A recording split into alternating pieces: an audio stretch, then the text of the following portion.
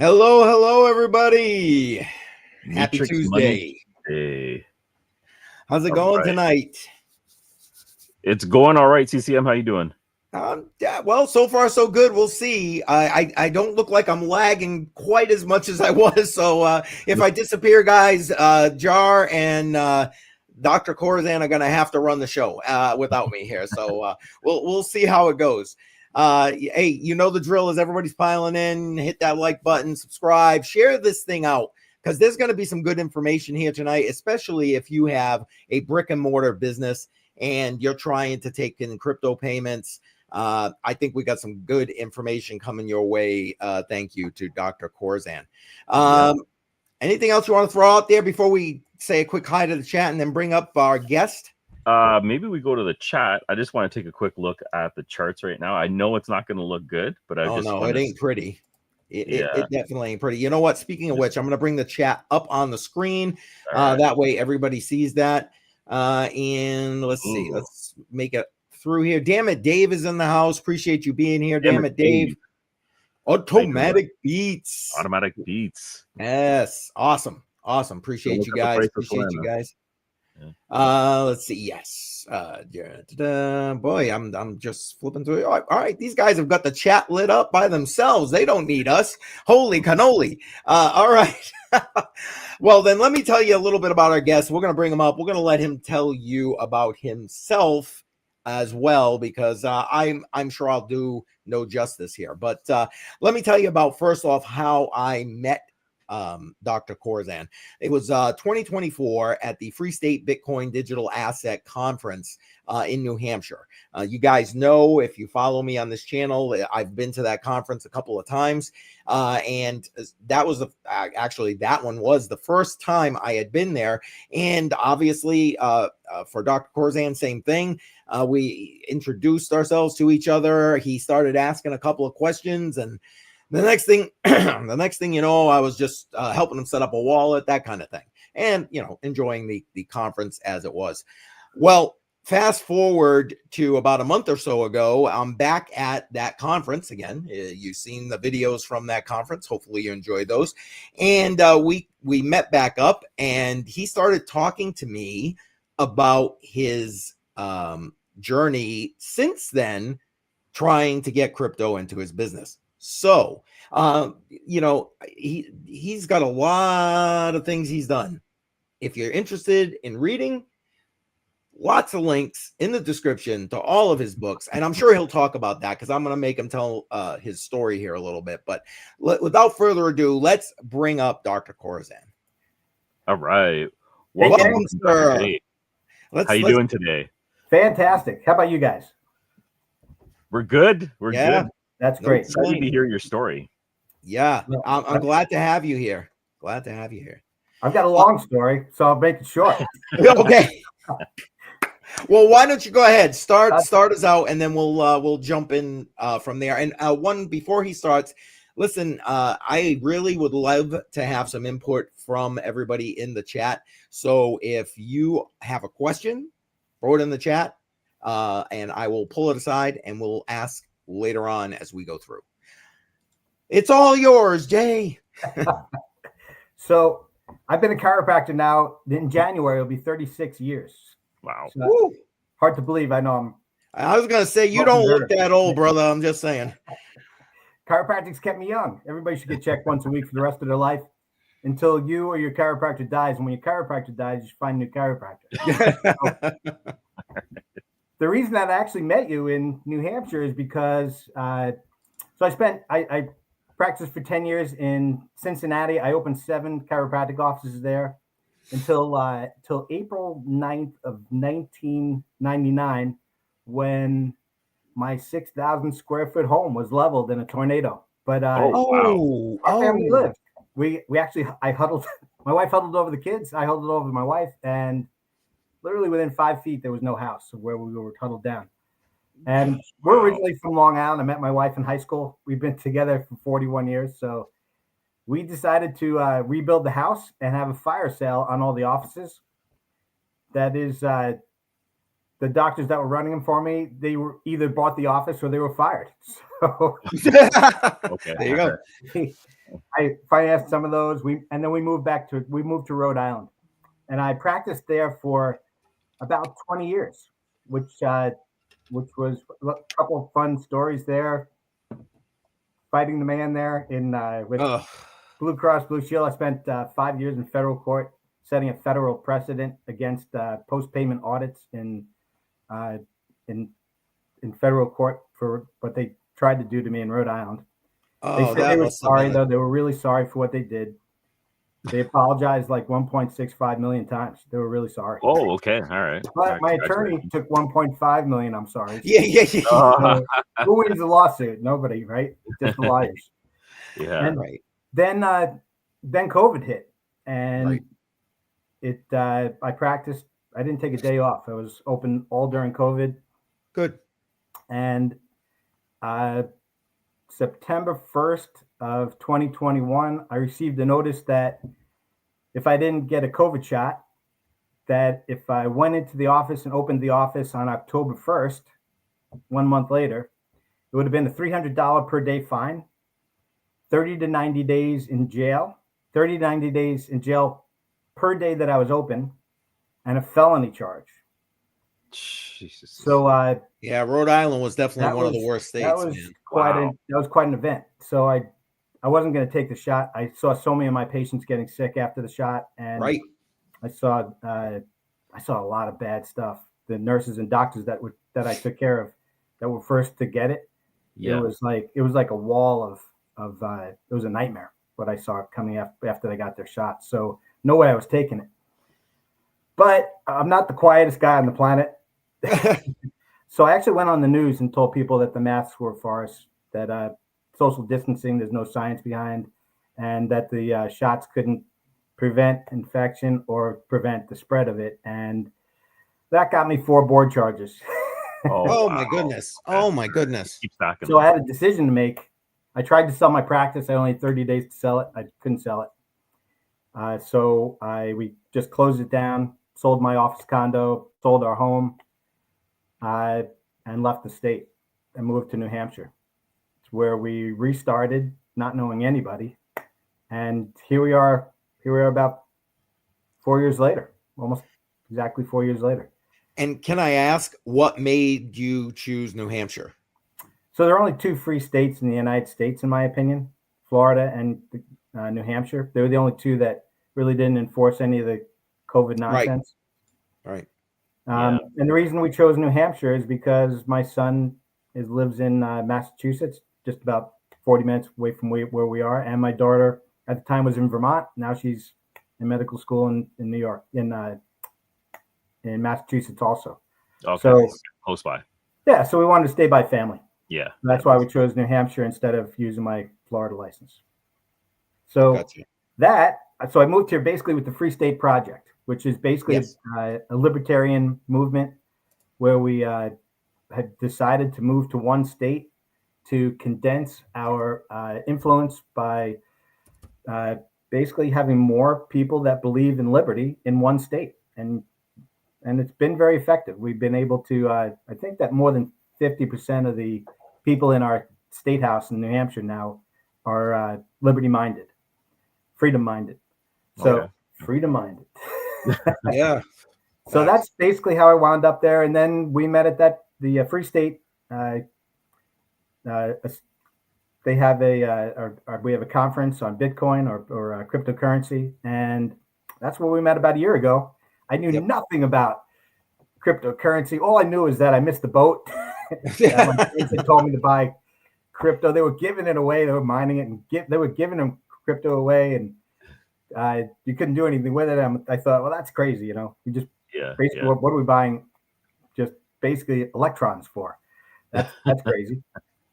And then I realized, wow, I really I missed the boat, and I decided I want to integrate cryptocurrency not only as an investment strategy, part of my investment strategy, but also to allow other people to pay in cryptocurrency, so that and I also encourage cash or checks in my office, so that we don't wind up in a failed society with a loss of freedom with a central bank digital currency.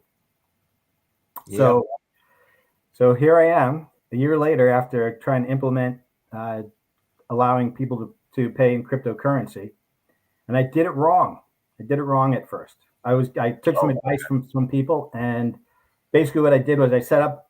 Actually, Keith, you helped me set up my first wallet, and it's an Exodus wallet. And basically, when somebody came in, I hung a sign on the front door that said "Cryptocurrency accepted."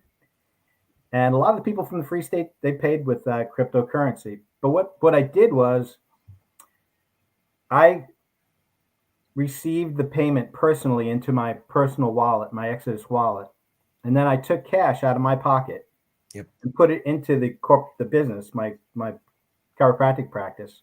Mm-hmm. So basically, I was just taking the crypto, and giving the money back to the corporation in cash. So you're the exchange. Yeah, you are the exchange. Yes, I was the no-cost exchange. Yeah, as low cost as you can get. Yeah. What I found out since then is that that's probably not a hot idea. First, if it becomes successful and a lot of people want to pay in cryptocurrency, then you're going to need a lot of cash in your wallet to put into the front desk. Yeah, definitely. Facts. And the IRS sees that's a very interesting thing, that the way that they see that transaction happening that way, because what happens is they see the corporation, my chiropractic practice, providing a service.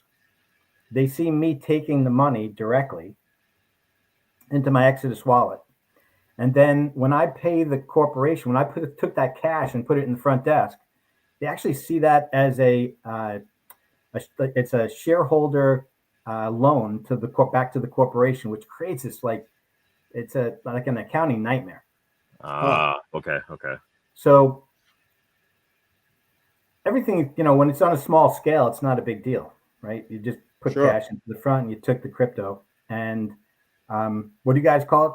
HODL? I'm hodling the hodl for life. HODL. HODL, yeah. You know, that was just actually I looked it up. It was actually just a typo of holding. Yep. So I enjoy this whole crypto community because you guys actually have a sense of humor. That's great. Yeah. There's always mistakes happening. Yeah, Lord knows. So there's a better way. And before we went on, CryptoJar and I talked a little bit about ways that you can accept cryptocurrency. There are services that we talked about. Those services are Andy in the chat is putting one of them up right here. That she uses Square. There you go. Right. 50%. Yeah, that's crazy. And welcome, Andy, by the way. That's a big problem, right? Because you're losing a big percentage of your income when you use these services. It's actually, some of them are a much bigger percentage of loss of that income than even credit card companies, which are nuts. Like we're paying about 3% now. Yeah, this is one of the ones that I found. It was Now Payments. They have a POS terminal that you can use as well. What I thought was attractive was that they didn't limit you on crypto, so they had 250 plus. The service fee was 0.5%. Yeah.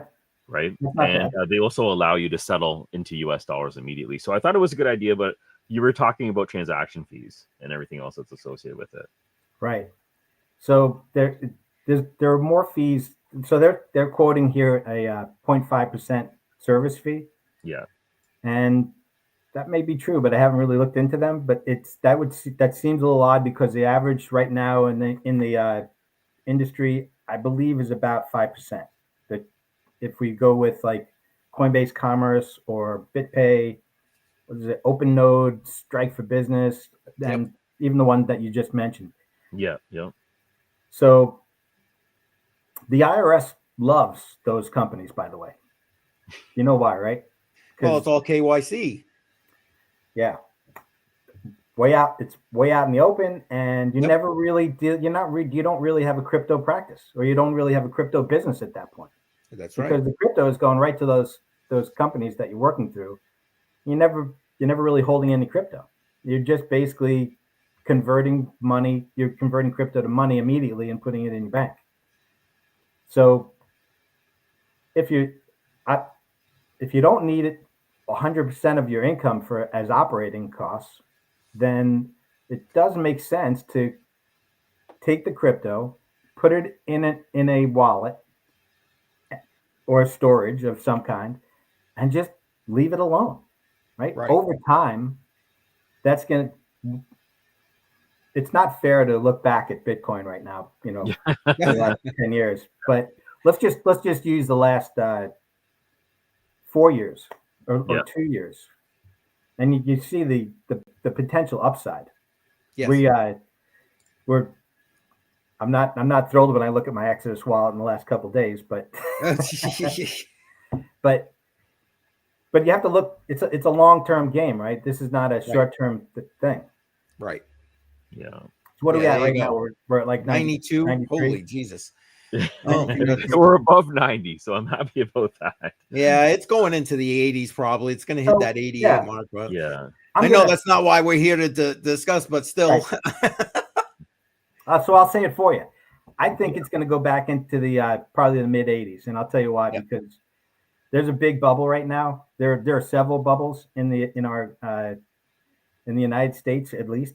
I don't know how it is worldwide, but we have a housing bubble. We have we're way overvalued in the major stocks.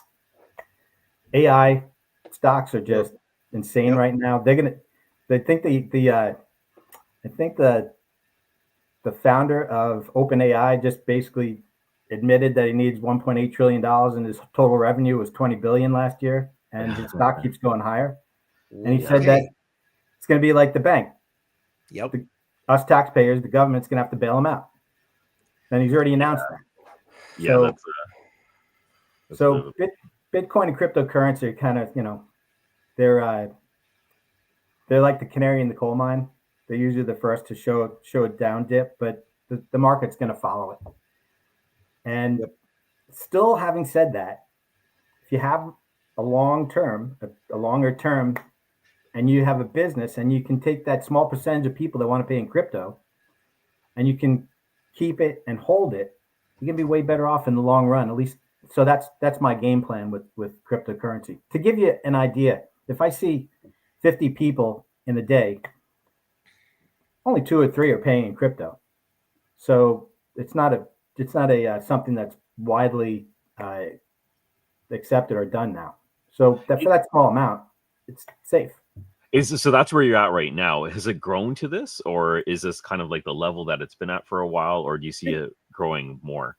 So probably a year ago, there was one person a week or one person every other week that was paying with it. Now I'm seeing maybe two people a day. Okay. But I also accept silver. In my office, I accept hard currency. That's interesting. Yeah, that's true. That's a good point. For those who don't know, who are watching the stream, New Hampshire has made gold and silver legal tender in that state. So you can accept that. Yeah, I forgot all about that. That's interesting. So you're using the business basically right now to dollar cost average into crypto. Is there like a specific one? Is it like, do you only accept Bitcoin, or which coins are you selecting? I'm glad you asked that too, because there is a great platform called Dash. Yes. I don't know if you guys know about Dash. They just recently went through a sort of a weird spurt. Dash is an interesting thing. We have somebody here in New Hampshire who hasn't used cash since 1987 or 1990. No. Since he was 2014, I think it was. He had something prior to that, but then he went back to cash for a little while, and then he's been, I think, exclusively. You're talking Joel, right? Yeah, Joel. Yeah. Exclusively off for like the last decade. Right. So that's pretty impressive for a decade not to use any cash and only use crypto. But these guys have really Dash makes cryptocurrency very, very accessible. So now you can accept Dash through your Exodus wallet. So my rule is anything that I can accept through Exodus wallet, I accept in my office. But I do have the Dash app as well, where I can actually you can walk into Dunkin' Donuts. Yep. They ring up your price, and literally in 3 or 4 seconds through the Dash app, it'll create a barcode. You scan the barcode and you pay for your donuts or coffee. Yep. And that's really anywhere. I mean, Target, Walmart, anywhere. So it's a very, very user-friendly platform. So yes. When they just made a couple tweaks, and I think that's when their stock price went up to they go to 125, I think. Yeah, it peaked at I think 150. Let me just pull it back up here. Maybe even 150. Pretty close to 150 when it topped out. Yep. And then I think it's back at around 87 now, or looks like it's down to 76. But yeah, 76. You could see just in a short period of time, that's a 3-month graph there, that they, it went crazy. Right. So if you were in the know just a month ago, you literally could have quadrupled your money. But again, we're looking at a long-term graph of when I look at cryptocurrency, I'm not looking at it to time the market or to try to get in and get out. We're looking at 2 years, 3 years, and just to beat inflation so that our money can continue to grow, right? Which is another good point about going back to the business.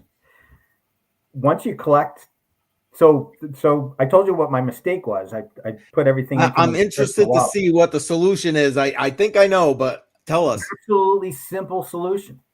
You create another Exodus wallet with your tax ID number, your EIN.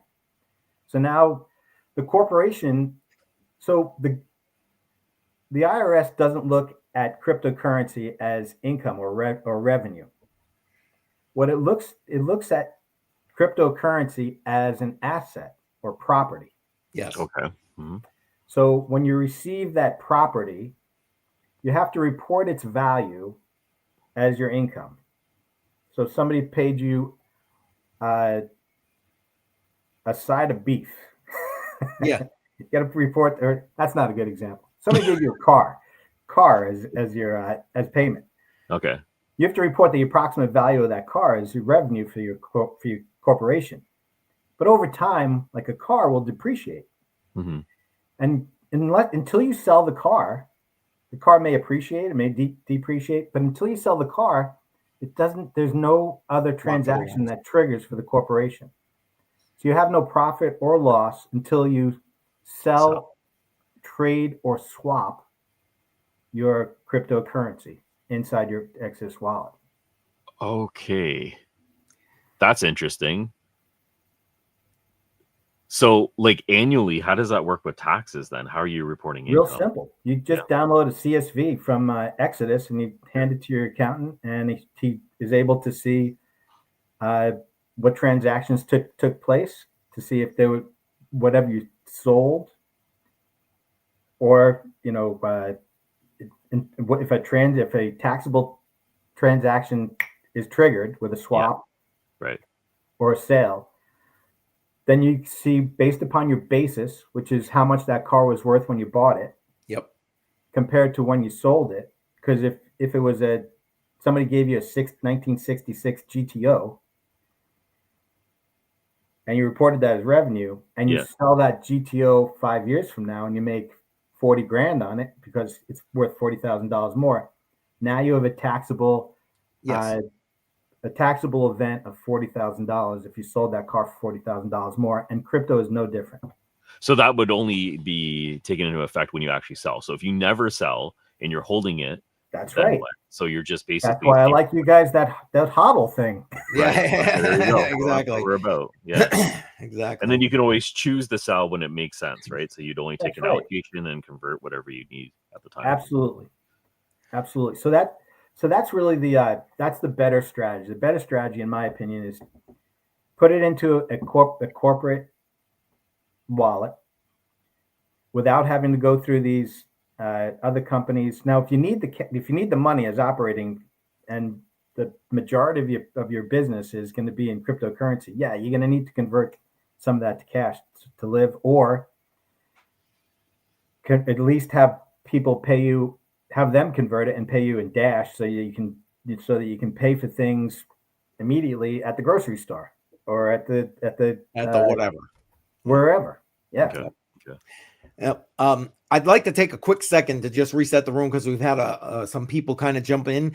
Welcome to everybody that's jumped in. I see Wick's wife in there. Andy, I see you've got a couple more comments in there. We'll try to get to that.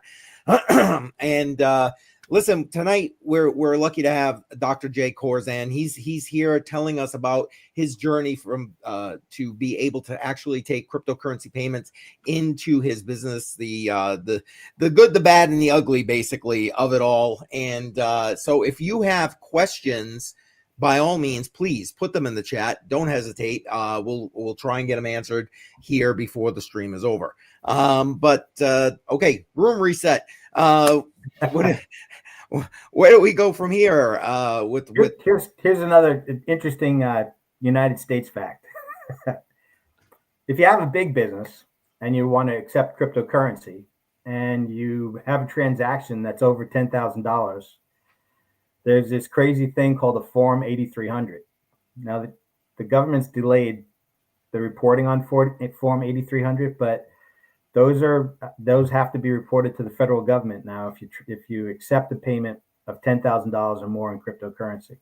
That's like anti-laundering type of. It's actually in addition and above that law. The laundering was where every corporation, including my little chiropractic office, had to actually disclose all of our owners and where our bank accounts were in and out, which was probably a huge violation of privacy, but it was also a huge fine if you didn't do it. Right. Okay. But this is just a special issue for large transactions. People should be aware of the Form 8300. Just okay. That's good to know. If that's something that they're going to go into. What other questions do you guys have? Maybe. Well, one of the things I wanted to ask is now. So accepting crypto's sort of new. You said you started it just a couple of years ago. Are you attracting more customers specifically because of that? Like, have you seen a positive thing, or have you seen negatives, or how's it looking right now? I know New Hampshire is a unique state. We're very crypto friendly. We have a huge community here of free staters that are very, very liberty minded, and they are very pro cryptocurrency. So, I have had a significant increase in people from that community once word got out that I was accepting all forms of crypto. Okay. So it did actually help to grow the practice. Big, families, homeschooling families that have come in from the Free State Project. Yep. That it's really been a great thing. It's been a big boost to us. That's great. Excellent. That's absolutely great. Excellent. I'm actually, I was gonna say it, but then you ended there. Basically, links. If anybody's interested in the Free State Project, and you really should check it out. It is great. It's in the description. Go ahead and check it out. And who knows? Maybe you'll want to support the cause for liberty in New Hampshire, because honestly, it can only help the rest of this country. God knows. My question was, now, do you see a lot of your, what I would call neighbor businesses, other local businesses, starting to kind of come on board with this? Do you guys I got to believe business owners kind of talk like that. So, I mean, right. You know what I'm saying? I'd encourage, I can't do it on my side, on my computer, but if you go to the Dash website and they have a map. Oh, yeah. I don't know if I can bring that up there. I don't know if you can bring that up, but if you can bring that up on the side screen, and you just do, I don't know if they're going to ask for a zip code. You could probably use, I think 03106, 03106 or 03110 as the zip code. Yeah. I'm not sure if you can bring that up on the website. There are dozens and dozens of businesses that are accepting crypto right here in Manchester, in the greater Manchester area. Oh, okay. That's good to hear. In New Hampshire.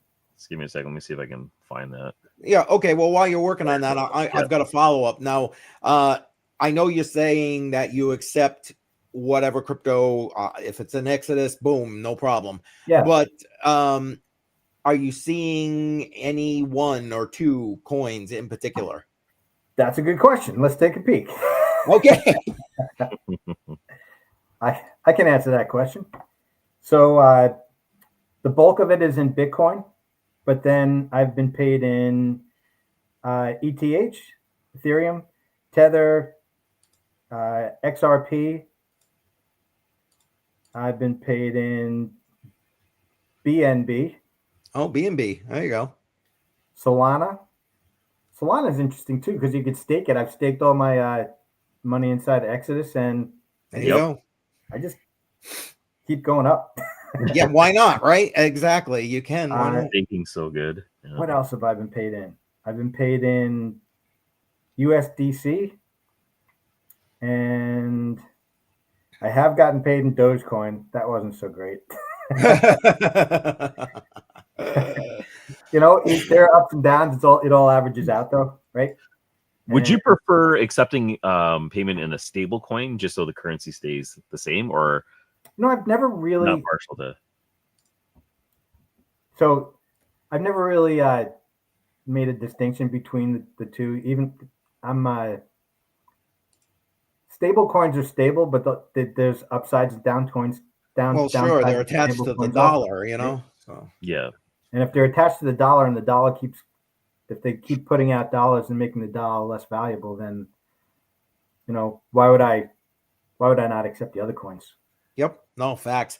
And for the point on Dash, because where Dr. Korsen was just saying he's staking Sol right in Exodus because you can. And well, you can do the same thing with Dash in that Dash app. So if that's something you're doing, boom, you can do that too.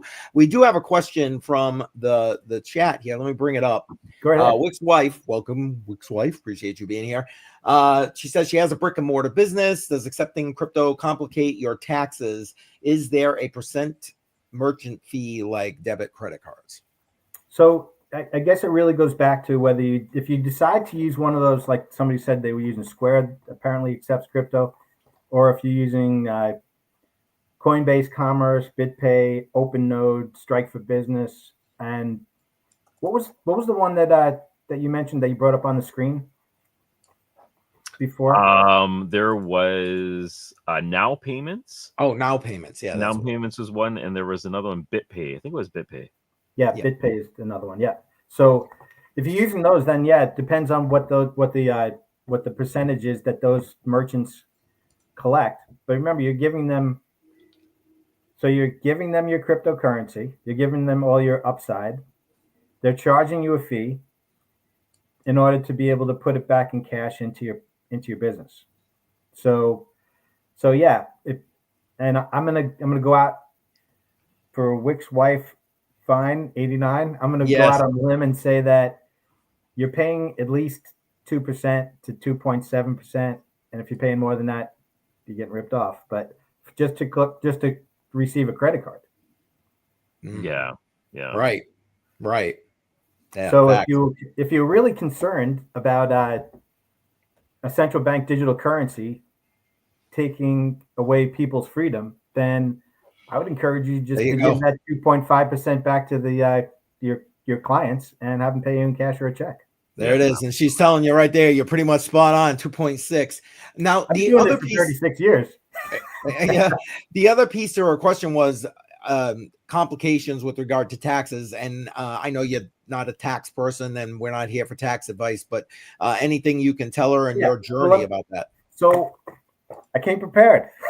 Oh, okay. So what does the IRS care about? That's really what she's asking. In the United States, the IRS treats crypto as property, not money. So when a patient pays you in Bitcoin or another coin, one, your business has ordinary income equal to the USD, the United States dollar fair market value at the moment you receive it.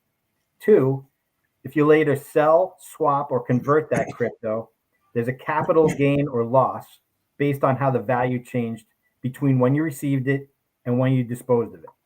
So you always have at least one taxable event, income at receipt, and often two taxable events because income plus the later capital loss or gain.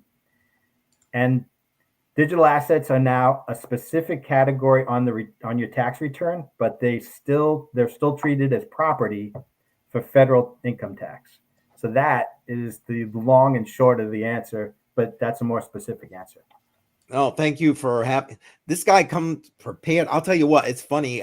Even just with talking with him at the conference, it's amazing the amount of knowledge this guy's got. And you know what? Speaking of amount of knowledge, why don't you tell everybody a little bit? I know it's off the crypto track here, but tell everybody about all the books you've written, because this guy is a published author multiple times over here. So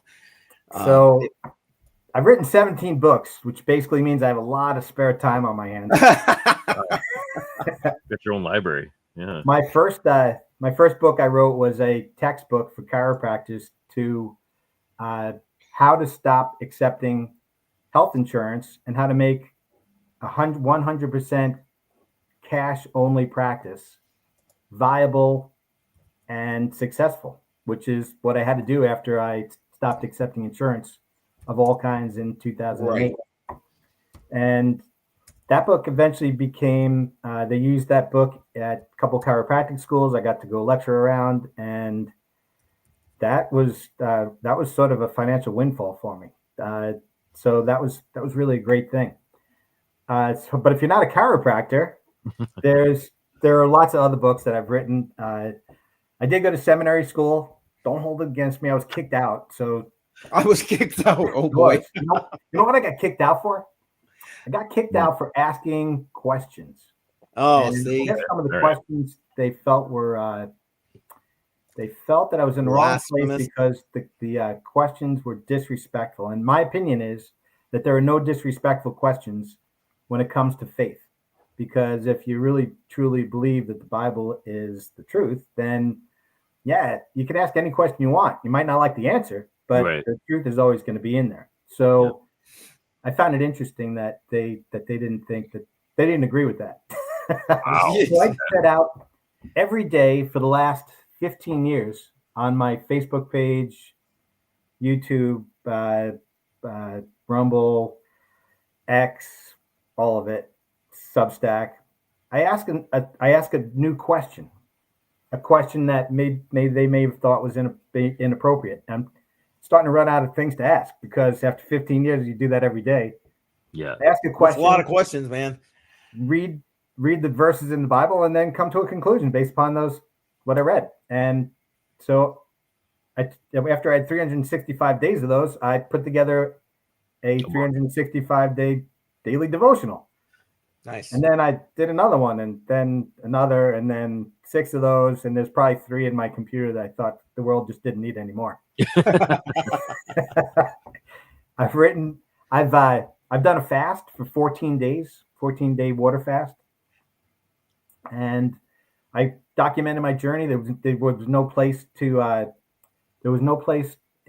that had one where you can go to that gave you all the information on how to do that. So I wrote a book about that. I've written books about, and I wrote a book also about, basically it's called Never Forget, that what happened during COVID. Why I lost my livelihood. I lost a $500,000 practice. I lost our home. I lost our the place that we called home, basically in 30 days. And that's what the government can do to you. And because of the corruption and facts. What they were saying during COVID, what the government was telling us, what the media was telling us, it didn't weather very well over time. No, it did not. And what I was saying did weather very well over time. Mm-hmm. Turned out to be the truth. But yet I'm the one that lost what I had in Rhode Island, right? So I wrote a book so that nobody would forget that. It was actually edited by one of the state representatives, Mark Warden, who you met at. Oh, really? Mark did? Yeah. Well, I'm trying to get him on our show. So yeah. He edited my book, and we gave it to all the senators and representatives. Oh, so that's also available on. If you just go to Amazon and you put my name in, J Korsen, Korsen, they're all on there. Yeah, I think some of them. I was going to say I already did that for you guys. The link's in the description. It'll take you right to the page with all his books listed. That book in particular. Yeah. That book in particular, I think. When you sell a book on Amazon, they tell you what the minimum that you can sell it for is, and I chose that minimum because I want the most number of. I don't want to make any money on that. I think I make 5 cents when someone buys it. Okay. Oh my goodness. I'm interested in that book getting out to people so that they don't forget that they need to stand up for their rights, that the Constitution is actually a document worth fighting for, and that when you fall for, if you fall for something, you'll fall for anything, and that there's a time for discernment. Then there were too many people that just went along like sheeple, and they weren't able to discern the truth from the lies. And that book sort of brings light to everything that I saw during that time. Yep. So it's true. Critical thinking went out the window, and if you had it, you were chastised for having it. Yeah. So, Yeah. Not even sure critical thinking came back. Well, that's true. We have to educate people to start questioning things once again, right? That's true. Yeah. You know what? Yep. Oh, sorry. Go ahead. I was going to say, I love what he had to say about that. And I love the fact that he, that these other, like Mark Warden, I'm hoping that we'll be able to get him on here. But that's great that these people are involved. And I think we should remember what happened, because unfortunately, I think we're heading down a similar road again. I would like personally, and if anyone's interested and wants that book, we'll have a little giveaway tonight. I'll order it through Amazon, have it drop shipped to you. How's that? Awesome. Everybody. That's great. That's great. I had no intention on doing that, but we will do that. You're the man. We will do that. You know what? Let's prep for that. I'm gonna prep up what I need in the background to show you guys, and then you can start putting in the information in the live chat for those who are interested in entering that drawing.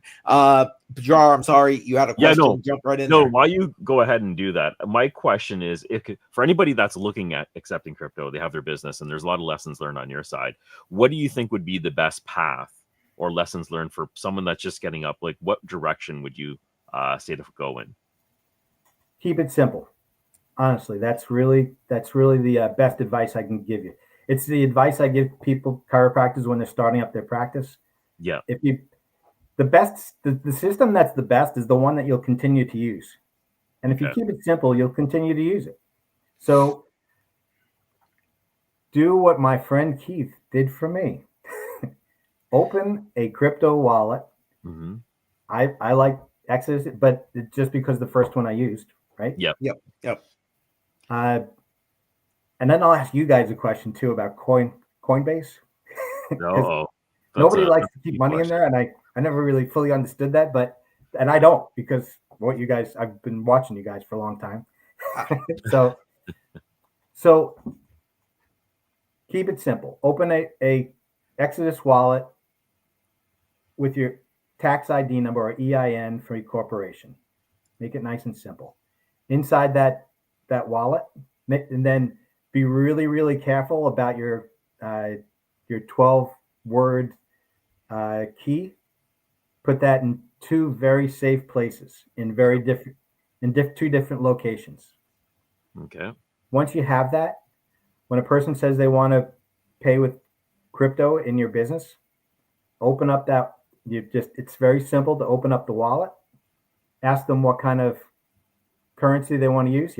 Ask them what kind of currency they want to use. You press the down arrow, it produces a QR code. Yes, and sir. Literally, depending on the type of cryptocurrency. Yeah. Between 5 seconds and 5 minutes, the money will be in your wallet.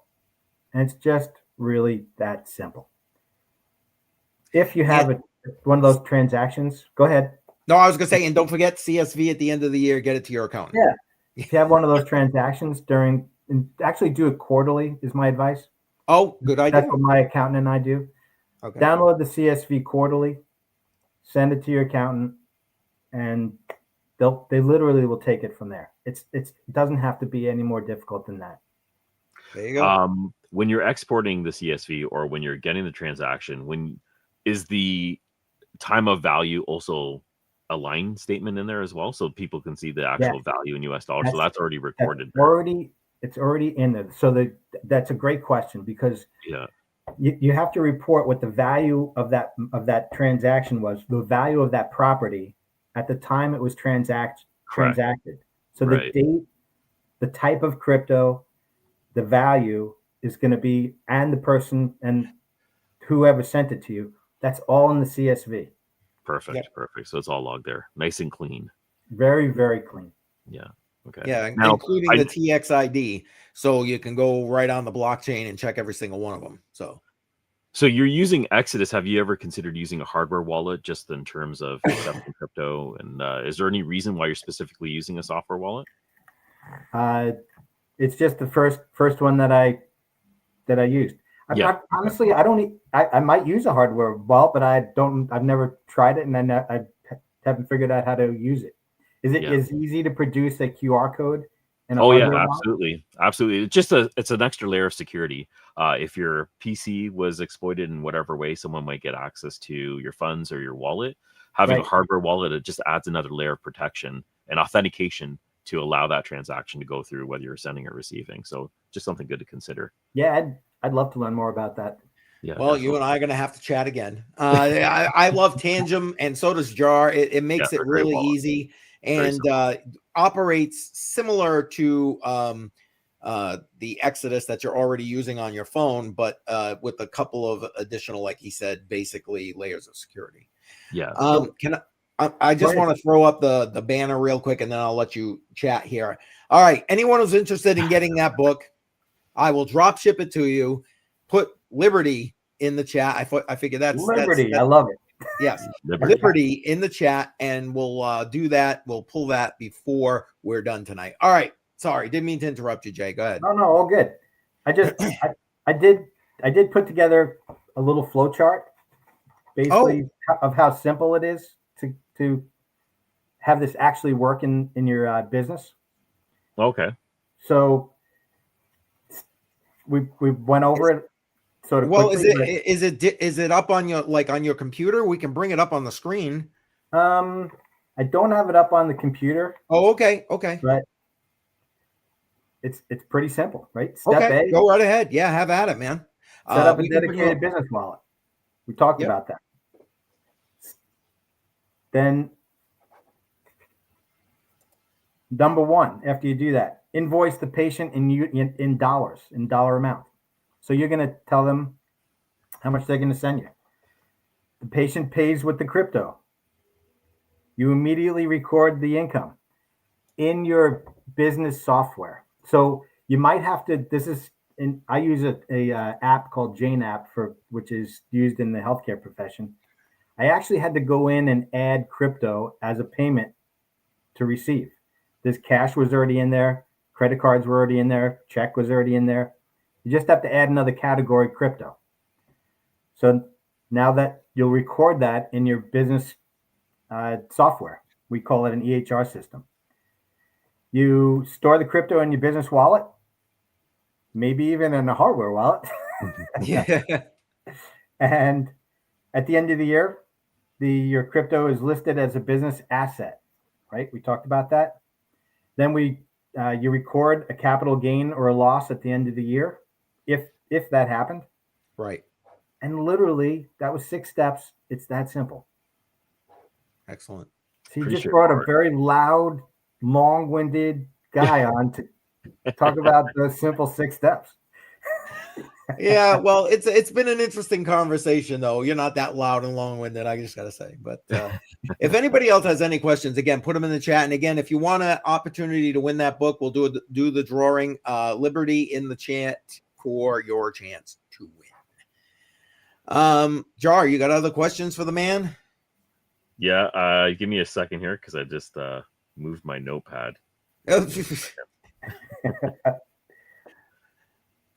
Oh yeah, yes. So it was about exchanges. You were talking about Coinbase. Now offloading it, and is there ever a time that you have to convert it to US dollars because of whatever? You have to purchase something for your business or anything like that. Is there an exchange that you use specifically for your business, or do you just not use exchanges at all and keep it in your wallet? I haven't, but I do have a Coinbase account, and that's how I've purchased crypto through Coinbase. Yeah, I had it in there for a long time, and then it was a while back, but you guys were not very happy about keeping money in Coinbase. Yeah, still not really. Yeah. So after I heard that, I figured out how to transfer it into my Exodus wallet, and there it was. Yeah. But now when I do that, it'll be in my personal Exodus wallet, not in my business Exodus wallet. That's the only difference. Okay. Now I have two wallets. Yeah. The number one reason why people don't want to use an exchange or leave it in an exchange, it's great to buy and sell crypto, but there's been lots of instances where exchanges have gone down for whatever reason, scammed a lot of people out of money. They failed for whatever reason. They can't show the assets. There's been case after case after case, like FTX is the big one in the US. That was a massive exchange that went down. So if it's not in your personal possession or not in your personal wallet, it's always going to be a problem. So we always recommend taking it off the exchange and keeping it in your wallet. Yes, and damn it, Dave's right. Tangent for the win. Yes. Yeah. If you're going to, I've heard a lot about Tangent. A couple of my friends have Tangent, and they're very happy with it. Yeah, it's like holding a credit card in your wallet, and you just tap when you actually want to send funds. Receiving it's pretty simple. Pretty much exactly what you're explaining. You find the crypto that you want, you tap on it on your phone, your mobile phone, and it shows a QR code, and you just accept payments. And anytime you want to send something is when you're going to want to have the card handy, because it has an NFC chip. So you tap it with your phone to authorize the transaction. So it's that extra layer of security to allow that payment to go through when you're sending. Yep, absolutely. Awesome. All right. Come on, guys. We got one person that's put Liberty in the chat. Listen, I don't care. I'll send Andy the book. It's all good. So the name of the book is Never Again: Ensuring Freedom and Truth After the Pandemic. Are you looking that up right now, Jar? Yep, I am. Okay, thank you. That way we'll bring it up on the screen so people can see. I should have probably prepped that before I put Liberty in the chat, but hey. We're winging it here. I wasn't planning on doing a giveaway. We're winging it. I think it's just because it's $5 and nobody wants it. Oh, is that what I didn't even know how much it was. I'm not even gonna lie. I'm not even gonna lie. For some reason, it's in Spanish. Hold on a second, let me pull it up here. In English, there. Spanish. What are you doing, dude? En español. Yes. I don't know what happened. Let me dismiss this. All right, so this is the book, Never Again. Nice. $7 in Canada. What's going on? Oh yeah, you got the that Canadian money. Thank you very much, Canada. They didn't win the World Series or anything, so we're a little bitter about that. Yeah. Hey, we're pretty bitter about it in New Hampshire too, because the Fisher Cats are the feeder team for the Blue Jays. Oh, are they? That's right. I forgot about that. That's right. So that's just paperback is $5. So that's really low cost. That's definitely what you're talking about here. Yeah, like I said, the reason I did that is because I just want this out to as many people as humanly possible. So yeah, well, right now it looks like I'm sending Andy a book because nobody else wants to put their Liberty in the chat there. Listen, I'll tell you what. Let's just left the chat. We'll give you guys another 5 minutes, and then we'll. I'll if nobody else puts it in, Andy, congratulations. I'll send you the book. I've already got your address. Andy, when I'm looking at the chat, everybody just say hi if you're there. Is anybody there? Yeah, we got 30 people watching. Oh no, yeah, we got people still kind of chiming on in here, but yeah, it's funny. But what was the last question I had? Holy crap, it just went out my head. I probably should have wrote that down.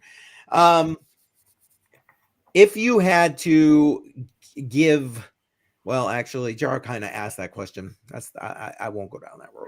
How about if we talked about the things you should do, right? So, what about what you shouldn't? Keeping the prices in the United States dollar, recording the income as a dollar, storing and holding the crypto as a business, only reporting gains and loss when you sell or spend it, and maintaining records. How about I wrote a list of things that you shouldn't do. Oh, that's a great one. Yeah, go ahead. Let's hear those. Yeah. If you try it, don't make the same mistake I did. Yeah. That will set you back a little bit. And then you got to hide that from the oh wait, we're actually being recorded. Wait, yeah. Don't hide nothing. Pay your taxes. Yeah. Relax. Don't do this. Don't receive payments into your personal wallet. It's hard to undo. Yeah. You're gonna have to transfer it, and when you transfer it, that triggers another sale, another transaction, and the amount of money changes. And if you've gained anything, now you're losing more money. Yep. Don't put it in your personal wallet. Don't guess what the dollar value is later. In other words, if you're not in Exodus and using some other form to receive it, actually record what the dollar amount was when you put it in your business. Yep. Yeah. So if Exodus automatically does that for you, that's perfect. Yeah. Because I can see that being a huge hurdle. Right. So especially if you're trying to go back in time. Yeah. Right. Exactly. Because that's going to be tough. That would be tough because it's actually the time in minutes that you have to record. So if it's not done for you, that's going to be a big challenge. Oh, hell to the yeah. I want. Do not treat. I used to do manual spreadsheets for a while, and it was a pain in the ass, like to keep track of my crypto. Man, I'm glad I don't do that no more. That's just. Whew. I bet you AI could probably fix that a little bit for you, but if you mess up or you're using a different system, but it's not worth it. Mm-hmm. Do not treat crypto as non-taxable income. That's a good point. If you take the crypto, I mean, we are free staters here, and we're not big fans of big government. However, I'm also not a fan of handcuffs. Yeah, right. Don't just take it and try to hide it. Actually record it. It's always better. It's always better when you can sleep at night. Just do the right thing. Yep. Do not mix business and personal wallets. So don't go back and forth. Don't take some crypto because of whatever reason and put it in your personal wallet, for whatever reason that might be. Just keep them separate. Sleep good at night, and don't use your own funds to replace the crypto like I was doing. There you go. It was a mistake. I took some advice from somebody who genuinely thought that was the right thing to do, and he's a great guy. He owns a big business here in New Hampshire, but it wasn't the right advice. It wasn't good. It wasn't prudent advice. It was just the best he had at the time to do. That's all. Yeah. It seems logical, right? Yeah. So it's not the best now. That's all. It's like, let me ask one other question. Obviously, you have an accountant that does your stuff for your business. Yeah. Do you find it difficult to find an accountant that is like knowledgeable with regard to crypto with your business? Well, not necessarily your business, but in general. I was really pleasantly surprised. I've been with the same accountant now for 22 years, 21 years, and he was right on top of it. I mean, he knew exactly what to do. He knew how to handle the transaction. It's not a huge amount of transactions. So let's say an average transaction in my office is $50. If I'm having 2 a day and I'm open 5 days a week, right? So maybe $500 a week in transactions. If I'm being more honest, probably between $300 and $500. Okay, so we're only talking about $1,200 a month. It's not a huge number. 12 times 12, right? That's $14,000 a year. So running out of fingers to count all that, but yeah, there you go.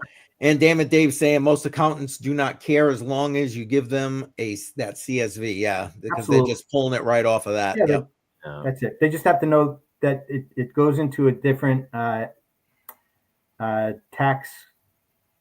bucket. They're called now. like the number that they put it into. It's just a different number they put it under. Right. And yeah, they want the transactional information. Damn it, Dave is 100% on that one. Yeah, absolutely. Okay, listen, guys, time is up. I guess Andy is getting herself a free book. So Andy, congratulations. Yes, Andy. Exactly. I'm going to send that out to you, and we will get that probably tomorrow or something whenever I get logged into Amazon. But I'll email you. You'll know.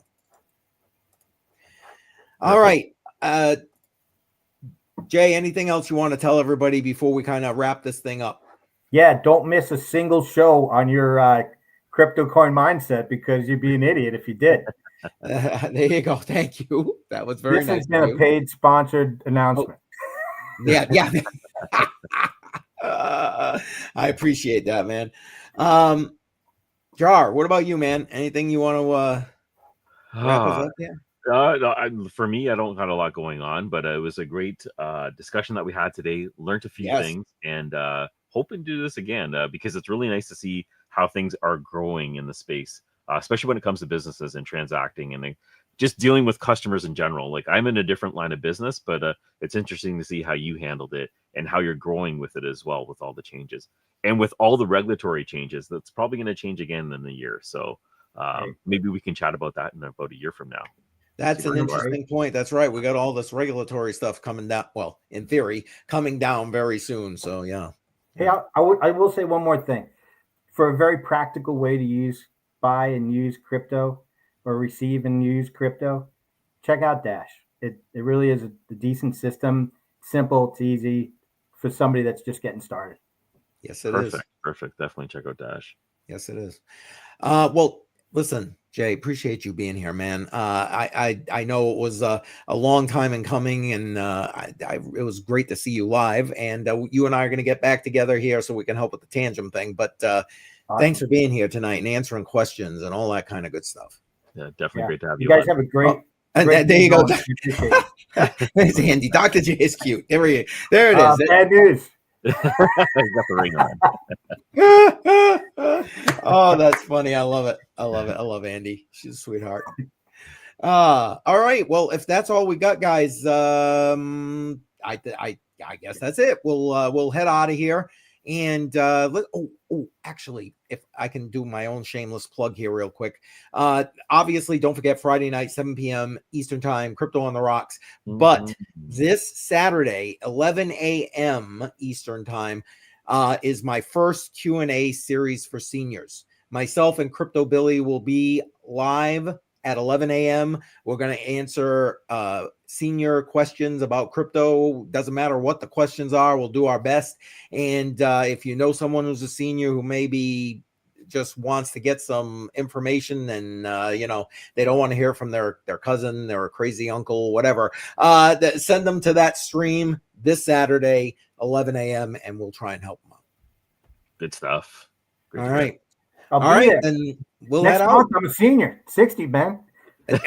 I hear that, man. Good Lord. Which is why I'm doing it. You want to join us? Yeah, absolutely. You can join us. I'll send. We'll talk later. All right, guys. We're gonna head on out of here. All right. Have a good night, everybody. We'll see you next week. Thanks for having me, guys. Thank you. Bye-bye.